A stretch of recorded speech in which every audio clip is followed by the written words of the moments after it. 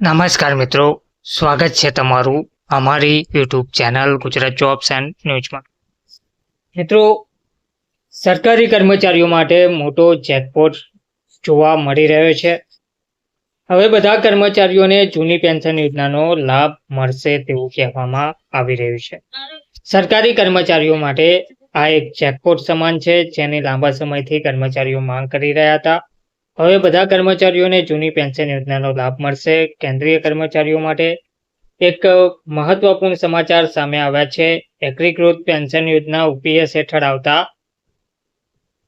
કર્મચારીઓને કેન્દ્ર સરકારે મોટી રાહત આપી છે. હવે તેઓને જૂની પેન્શન યોજના OPS હેઠળ પ્રાપ્ત નિવૃત્તિ ગ્રેચ્યુટી અને મૃત્યુ ગ્રેચ્યુટીનો લાભ મળવાપાત્ર રહેશે. આ માહિતી બુધવારના રોજ કેન્દ્રીય પ્રધાન ડોક્ટર જીતેન્દ્ર સિંહે આપી હતી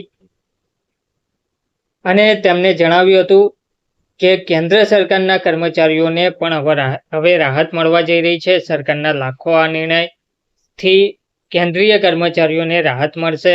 આ પેન્શન સંબંધિત અસમાનતાઓને પણ દૂર કરશે. કેન્દ્રીય રાજ્ય પ્રધાન ડોક્ટર જીતેન્દ્ર સિંહે કહ્યું છે કે નવો નિયમ કર્મચારીઓની લાંબી માંગને પૂર્ણ કરે છે અને રાષ્ટ્રીય પેન્શન સિસ્ટમ IENP હેઠળ તમામ કેટેગરીના કર્મચારીઓને સામાજિક સુરક્ષા સુનિશ્ચિત કરવાની સરકારની પ્રતિબદ્ધતાને પ્રતિબિંબિત કરે છે.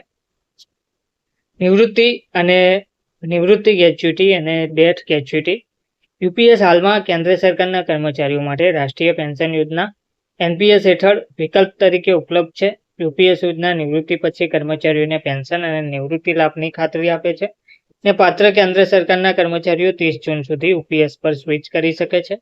તે સમયે જ્યારે સોશિયલ મીડિયા પર ઘણી પ્રકારની અફવાઓ ફેલાઈ રહી હતી, તો UPS હેઠળ હસ્તગત ચૂકવણી પરંતુ સ્પષ્ટતાએ કર્મચારીઓને મોટી રાહત આપી છે.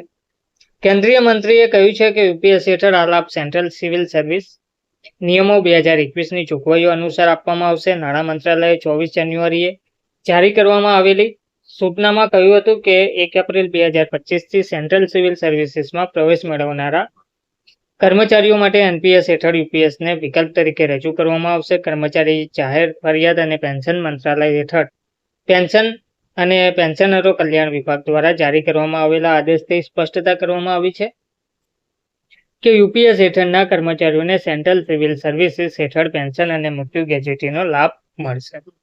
50% ખાતરી પેન્શનની પણ આપવામાં આવી છે. આ પરિવર્તન એવા કર્મચારીઓને પ્રોત્સાહિત કરશે જે હાલમાં રાષ્ટ્રીય પેન્શન યોજના NPS હેઠળ આવે છે અને UPSનો વિકલ્પ પસંદ કરવા માંગે છે. ઓછામાં ઓછી 25 વર્ષની સેવા પૂર્ણ કરનારા કર્મચારીઓને પેન્શન આપવામાં આવશે અને પેન્શન છેલ્લા 12 મહિનાના તેમના સરેરાશ મૂળભૂત પગારના 50% હશે.